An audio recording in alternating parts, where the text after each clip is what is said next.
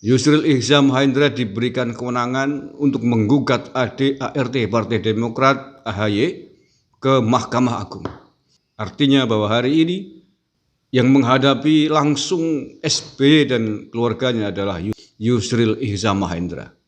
Dan melihat substansi yang digugat tentang poin-poin ADART, seandainya gugatan Yusril Iza Mahendra ini dimenangkan, maka yang akan berimbas mengalami nasib buruk terkait dengan kebijakan partai politik, menurut saya tidak hanya Partai Demokrat, tetapi juga bisa berimbas kepada partai yang lain.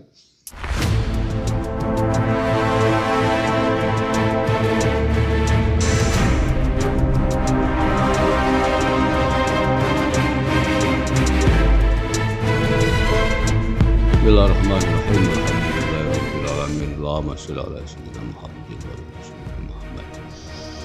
Assalamualaikum warahmatullahi wabarakatuh. Salam Nusantara, salam sejahtera untuk kita semuanya. Saudara-saudaraku sebangsa setanah air yang saya cintai, saya banggakan, bertemu lagi dengan saya, Agus Mar dari lereng Gunung Slamet, Banyumas, Jawa Tengah. Apa kabar semuanya? Saya doakan mudah-mudahan selalu di dalam lindungan Tuhan, selalu mendapatkan barokah Tuhan yang Maha Kuasa, barokah hidupnya, barokah umurnya, barokah rezeki dan keluarganya. Amin ya rabbal alamin. Saudara-saudaraku yang saya cintai, saya banggakan, ada perkembangan yang sangat menarik dalam tata hukum partai politik dan undang-undang kita. Saya baru saja membaca berita tentang kesediaan Pak Yusril Iza Mahendra menjadi penasihat hukum para ex-kader Partai Demokrat yang sudah dipecat oleh pendahulunya.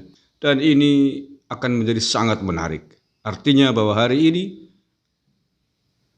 yang menghadapi langsung SBY dan keluarganya adalah Yusril Iza Mahendra.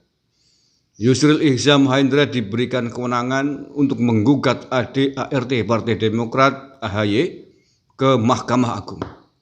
Dan melihat substansi yang digugat tentang poin-poin ADART, seandainya gugatan Yusril Iza Mahendra ini dimenangkan, maka menurut saya tidak hanya Partai Demokrat, tetapi juga bisa berimbas ke partai yang lain tersebut. Oke, seperti apakah substansi dan materi gugatan yang akan diajukan oleh Yusril Iza Mahendra terkait ADART Partai Demokrat ini? Akan saya baca poin-poin beritanya yang sudah dilansir, ini saya baca di Detik ya. Yusril siapkan argumen meyakinkan gugat ADART Partai Demokrat era AHY. Hari Kamis 23 September 2021, Partai Detik News. Saya baca ya, ini harus detail ini dan harus cermat kita memahaminya, karena ini terkait hal yang sangat penting dan mendasar pada sistem partai politik kita. Advokat Yusril Iza Mahendra membenarkan kantor hukum dia dan Yuri Kemal Fadlullah, Iza dan Iza Law Firm SCBD Bali Office digandeng 4 orang ex-kader Partai Demokrat mengajukan gugatan ke Mahkamah Agung terkait uji formil dan material anggaran dasar dan anggaran rumah tangga Partai Demokrat era Agus Harimurti Yudhoyono. Yusril menjelaskan ADART bisa digugat ke Mahkamah Agung. Dalam keterangan resminya pada hari Kamis, Yusril dan Yuri mengatakan langkah menguji formil dan material ADART Parpol merupakan hal baru dalam hukum Indonesia. Keduanya mendalilkan Mahkamah Agung Keduanya mendalilkan Mahkamah Agung berwenang menguji ADART Parpol karena ADART dibuat oleh sebuah parpol atas perintah undang-undang dan delegasi yang diberikan undang-undang partai politik. Nah, kalau ADART Parpol itu ternyata prosedur pembentukannya dan materi pengaturannya ternyata bertentangan dengan undang-undang, bahkan bertentangan dengan Undang-Undang Dasar 45, maka lembaga apa yang berwenang untuk menguji dan membatalkannya, kata Yusril. Yusril menyebut ada kevakuman hukum untuk menyelesaikan persoalan di atas. Mahkamah Partai yang merupakan kuasi peradilan internal partai disebut tidak berwenang menguji ADART. Begitu juga pengadilan negeri yang berwenang mengadili perselisihan internal parpol yang tidak dapat diselesaikan oleh Mahkamah Partai tidak berwenang menguji ADART. Yusril menyebut pengadilan tata usaha negara juga tidak berwenang mengadili hal itu karena kewenangannya hanya untuk mengadili sengketa atas putusan tata usaha negara. Karena itu saya menyusun argumen yang insya Allah cukup meyakinkan dan dikuatkan dengan pendapat para ahli, antara lain Dr. Hamid Awaludin, Profesor Dr. Abdul Ghani Abdullah, dan Dr. Fahri Bahamid bahwa harus ada lembaga yang berwenang menguji ADART untuk memastikan apakah prosedur pembentukannya dan materi muatannya sesuai dengan undang-undang atau tidak. Sebab penyusunan ADART tidaklah sembarangan karena dia dibentuk atas dasar perintah dan pendelegasian wewenang yang diberikan oleh undang-undang, kata Yusril.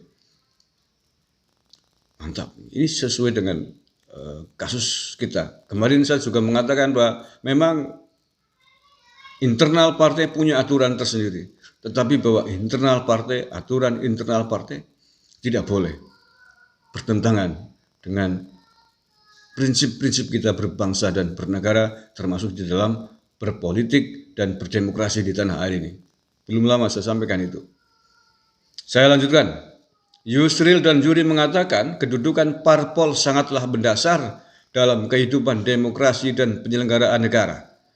Ada 6 kali kata partai politik disebut di dalam Undang-Undang 45 dan puluhan kali partai politik disebut di dalam undang-undang. Bahkan ada undang-undang khusus yang mengatur partai politik seperti sekarang berlaku, yakni Undang-Undang Nomor 2 Tahun 2008 tentang partai politik dengan perubahan-perubahannya. Di dalam Undang-Undang 45, Yusril melanjutkan disebutkan antara lain bahwa hanya partai politik yang boleh ikut di dalam pemilu legislatif, hanya partai politik yang boleh mencalonkan presiden dan wakil presiden. Usai pemilu, fraksi-fraksi partai politik memainkan peranan besar dalam mengajukan dan membahas rancangan undang-undang, membahas calon duta besar, Panglima TNI dan Kapolri, Gubernur BI, BPK, KPK, dan seterusnya. Di daerah sebelum ada calon independen, hanya partai politik yang bisa mencalonkan kepala daerah dan wakilnya.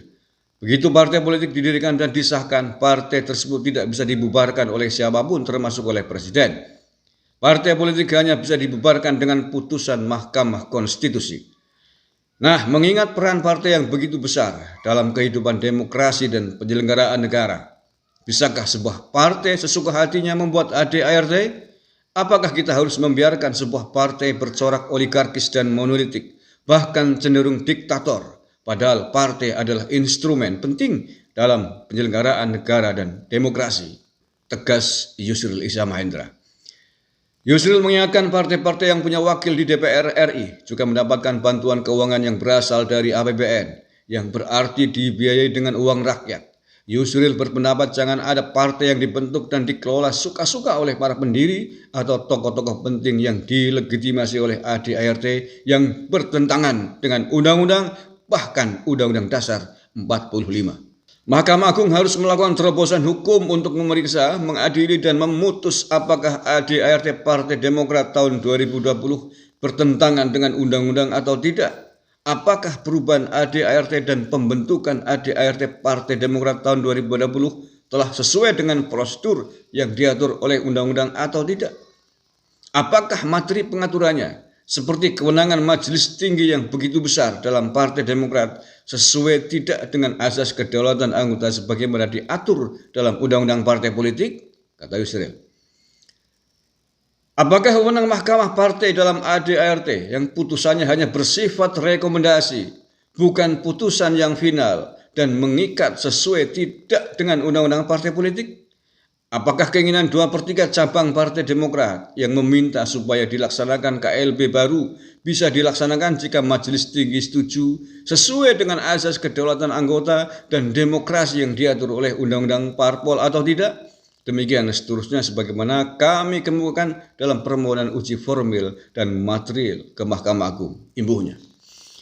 Luar biasa, sangat menarik ini. Ini sangat menarik dan saya sangat sepakat dengan gugatan substansi atau poin-poin ADART partai politik ini.